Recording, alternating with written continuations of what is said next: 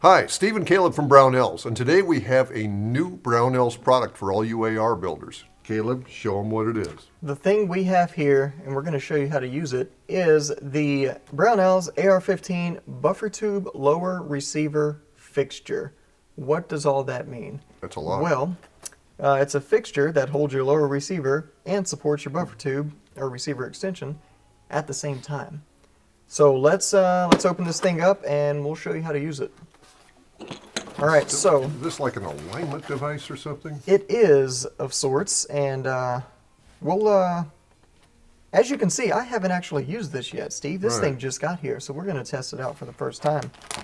I've used similar devices, but I don't think I've used any that are this adjustable, I would say. So that's pretty nice. So you have, this is your buffer tube support piece here. Looks like a really high see-through scope ring. It's, yeah, that's like something GBRS would be making here. I didn't say it was a bad thing. I just said that's true. What they do. That's true. Okay. And then I think that's everything. Yep, that's everything in the box. So we're going to want to repackage this, so we'll neatly place this where our intern can get to it. Nice. And it also comes with a Torx wrench and a screw. The screw is not cut for a Torx driver, so that can be confusing, but we'll show you why it's okay. I'm confused. Yeah, you know, that's how we are sometimes. All right, so if you notice, this whole thing is made of aluminum. This is a pretty heavy-duty tool. It's nice and solid. There is a polymer insert that is right here in the top of this piece, or the buffer tube support piece. And then you have a screw that's a Torx driver, hence the reason there's the Torx. All right, so what you would do, in theory here, is you would have your receiver extension, and let's just, for pretend here, let's use our imaginations. I have a takedown pin and a buffer tube retaining detent already in here.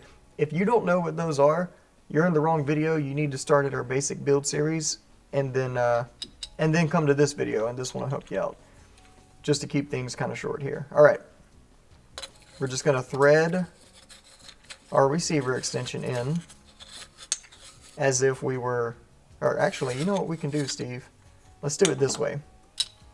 Let me back up a little bit. I was getting ahead of myself. Okay. So let's actually go ahead and put the AR15 into this fixture. So this is done before you install your pistol grip, okay? So it actually locks into this place. Oh, okay. So, now I know what the screw does. Yeah, so this is the most, I mean, this is whenever I'm doing milling work on a receiver, that's where I always grab it anyway. Right, that's square. It's square and it's the most solid place. So why not grab it there when you're doing this? It's square and it's solid.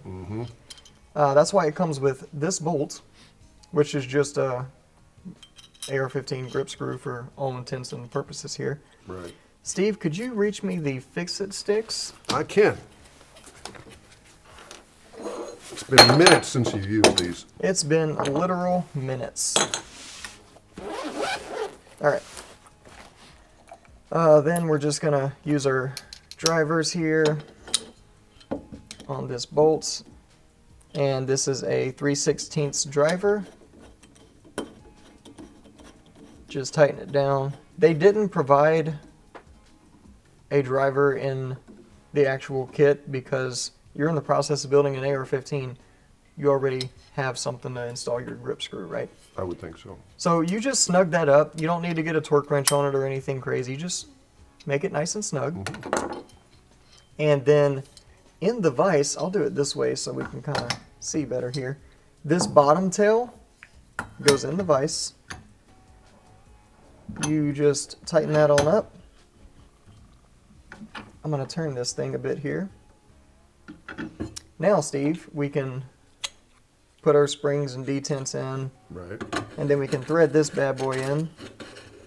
This is the Sons of Liberty Gunworks A5 length receiver extension with a Bravo company end plate and a forward controls design A5 castle nut. Wow, I should have taken notes.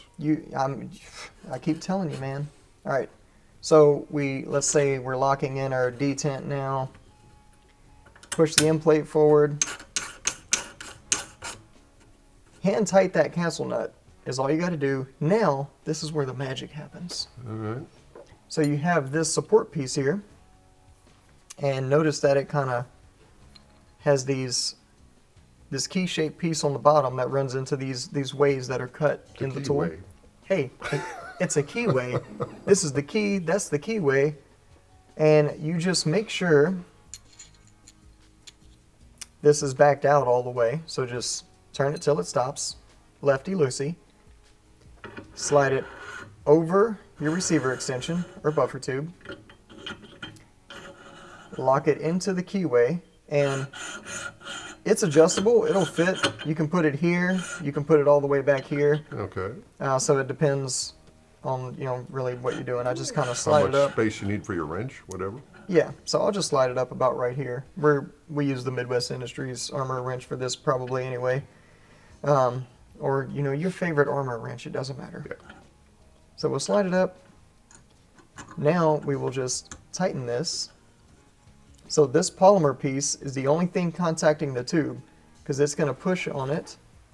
Oh, I see. It's got a polymer pad in there? Yep. Okay. And it'll self-align in that keyway. So when it self-aligns this tube, it's aligning with the lower receiver because we locked it into that grip portion.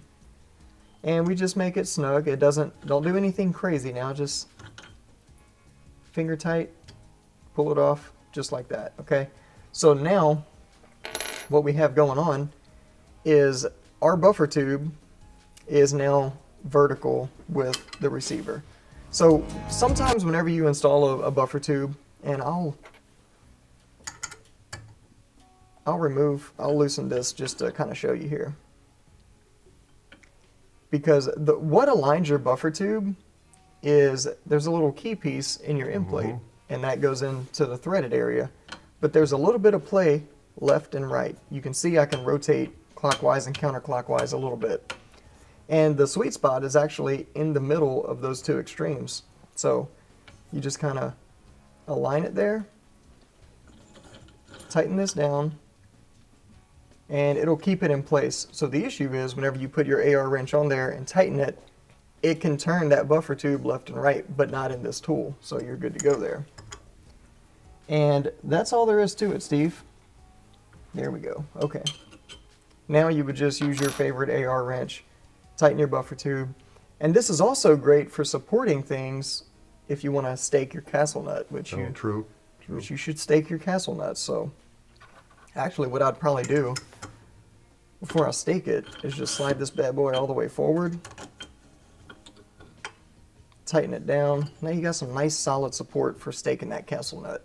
So yeah, that's the lower receiver buffer tube fixture. You could probably just use that double duty to install your trigger and your pivot pin, your takedown pin, and all that. Oh yeah, 100%. You can just go ahead. You don't have to just work on the buffer tube in this thing. You can Right. go ahead and do the rest of your receiver because you don't need to hold the receiver in a vise to install the grip. It's nice that it's away from the vise, too. It's way out there, so when you're putting your pins in, you're not going to wrap your knuckles on the vise. Yeah, there's so much more room for activities is So- what it is. So How about that? Bonus. yeah. All right.